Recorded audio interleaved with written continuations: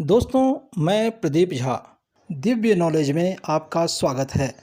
आज हम आपके साथ भारतीय space agency ISRO ISRO Indian Space Research Organisation के साहसिक व महत्वाकांक्षी या एम्बिशस गगनयान मिशन के बारे में चर्चा करेंगे।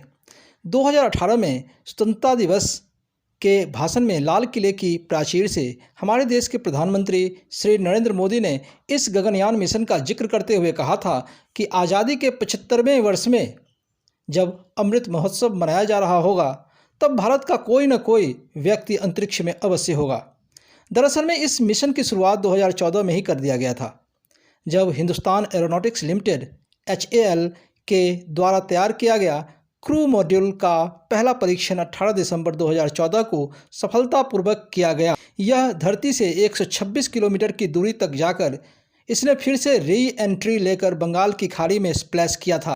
यह मानव रहित टेस्ट था। मई 2019 तक क्रू मॉड्यूल का डिज़ाइन तैयार कर लिया गया, लेकिन कोविड-19 पैंडेमिक के कारण इस मिशन में देरी हो गई।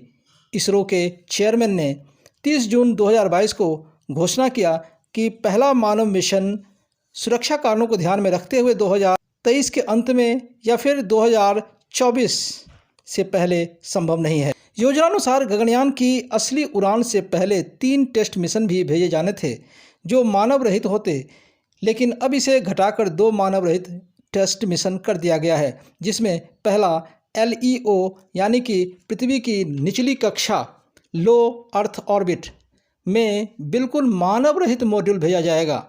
मानव रहित से मेरा मतलब है जिसमें इंसान ना हो। उसके बाद एक ह्यूमनॉइड रोबोट जिसका नाम रखा गया है व्योममित्रा, जो कि महिला रोबोट होगी, उसे भेजा जाएगा और ये टेस्ट 2022 के अंत में या 2023 के शुरुआत में होंगे।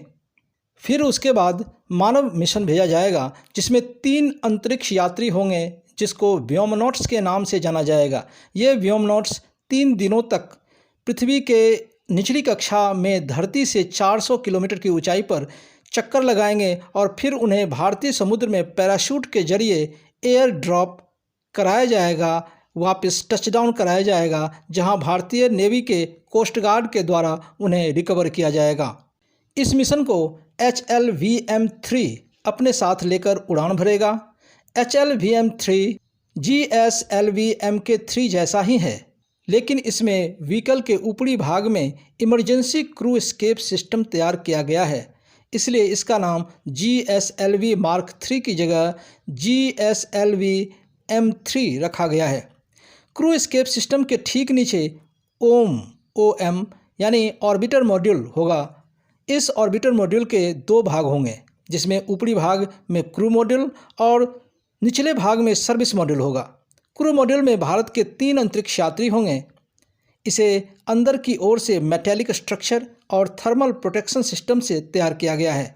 साथ ही इसमें लाइफ सपोर्ट सिस्टम, यात्रियों के लिए food and water management system जैसे कि फूड पैकेट्स, वाटर पाउच भी होंगे।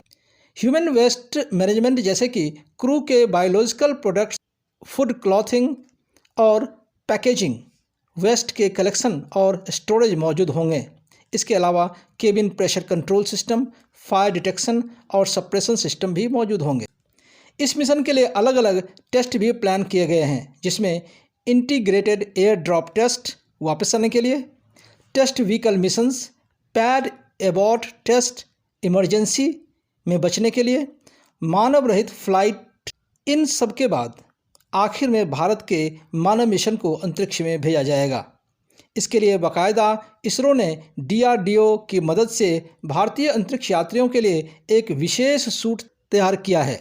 इसरो ने इस मिशन के लिए कई नेशनल कोलैबोरेशंस भी किए हैं, जिसमें IMD BARC, DRDO, CSIR, Indian Coast Guard, Indian Navy, Indian air force, IIT Madras, IIT Kanpur, IIT Patna, IIST, NIOT, IISc जैसे संस्थान शामिल हैं। यह मिशन इसरो के द्वारा अंतरिक्ष यात्री भेजने की क्षमता को साबित करेगा।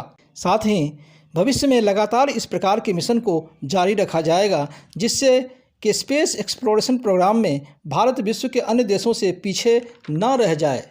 हाल ही में इसरो के चेयरमैन एस सोमनाथ ने यह कहकर तहलका मचा दिया कि पृथ्वी का भविष्य खतरे में है। ऐसे में हमें मानव सभ्यता को बचाने के लिए किसी और जगह की तलाश करनी ही होगी और भारत इसमें पीछे नहीं रह सकता। भारतीय एयरफोर्स के 4 जवानों का सिलेक्शन व्योमनॉट्स के लिए किया गया है, जिनका ट्रेनिंग रूस में कराया गया है और अब बेंगलुरु में गगनयान के क्रू मॉड्यूल के द्वारा उनका ट्रेनिंग हो रहा है। वी.आर. ललिथाम्बिका जो इंडियन इंजीनियर और साइंटिस्ट हैं इसरो के, वो इस मिशन की डायरेक्टर हैं। इस मिशन का कीमत 9,023 करोड़ रुपया बताया जा रहा है। यह पूरी तरह से स्वदेशी मिशन है, इंडिजिनस है, पूरी तरह से इंडिजिनस मिशन है, बाहर का कोई दखल नहीं है। आइए अब जानते हैं पैड एबॉर्ट सिस्टम या गगनयान एस्केप सिस्टम के बारे में, जो कि इमरजेंसी की स्थिति में काम आता है। पैड एबॉर्ट टेस्ट मानव अंतरिक्ष यान की लॉन्च को आपातकाल दिशा में सुरक्षित निकालने वाले सिस्टम के लिए एक टेस्ट है। यह प्रणाली एक संभावित विफलता की स्थिति में जल्दी से चालक दल और स्पेसक्राफ्ट यानी कि अंतरिक्षयान को रॉकेट से दूर करने के लिए डिजाइन की गई है।